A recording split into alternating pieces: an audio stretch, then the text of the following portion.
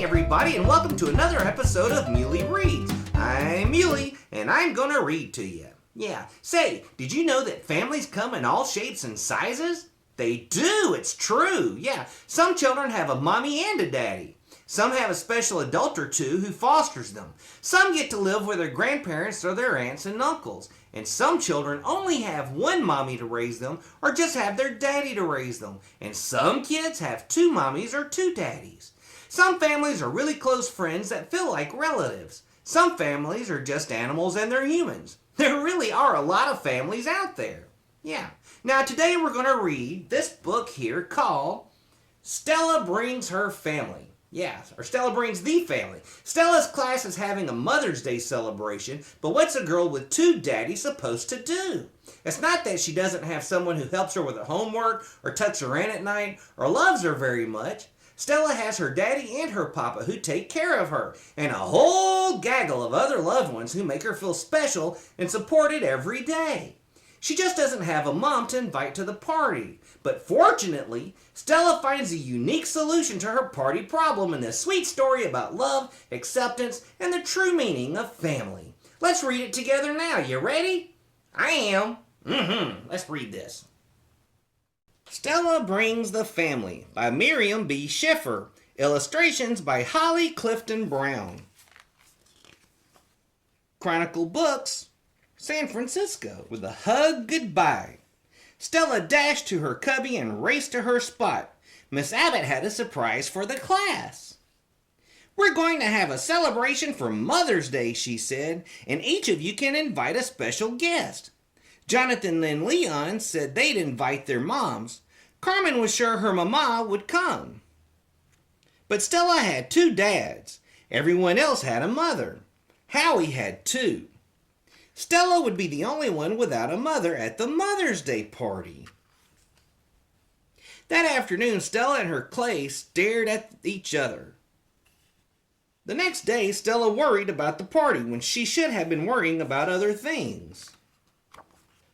All week, Stella's appetite was gone. What's wrong, Stella? Jonathan asked. I have no mother to bring for the Mother's Day celebration. No mother? Asked Leon. But who packs your lunch like my mom does for me? Daddy knows just what I like, said Stella.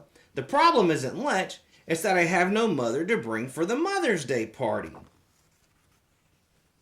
No mother? Asked Howie. But who reads you bedtime stories like my mothers do for me? Daddy and Papa read stories to me, said Stella. But who kisses you when you are hurt? Carmen asked. Well, that's a long answer, said Stella. I get lots of kisses when I'm hurt, either from Papa or Daddy, or Nana, or Aunt Gloria, or Uncle Bruno, or Cousin Lucy. But I still have no special guest for Mother's Day. Jonathan asked, why don't you invite them all? What a wonderful idea, Papa and Daddy said. But Stella wasn't so sure. Soon the children were crafting invitations, decorating, and preparing gifts. Stella worked harder than everyone. The big day arrived. Daddy and Papa, Nana, Uncle Bruno, Aunt Gloria, and Cousin Lucy went with Stella to school. She had so many guests. Stella hoped it would be okay. The party was better than Stella had imagined. Howie came with his two moms, and Jonathan brought his grandmother while his mom was away. Stella had the biggest crowd of all. They squeezed into the story circle and made frames for their art. Stella thought the day was turning out fine. In fact, it was better than fine. Papa was a big hit. Later that day, Miss Abbott was worn out. Stella told her not to worry. For Father's Day, she wouldn't bring nearly as many people. Just two. Wow, that was a great book, wasn't it? What's your family like? Have you seen your friends' families? What are they like? Does your family have animals? What does family mean to you? My family is really my friends Buford the dog, Roy Duck, and Missy Mule. They're all my very best friends and I love them very much. So that makes them my family. Maybe one day you can tell me all about your family. I'd love to hear about it. Until next time, grab a book and get reading. There's a billion worlds out there to visit. And always remember, Muley loves you. I'll see you soon. Bye-bye.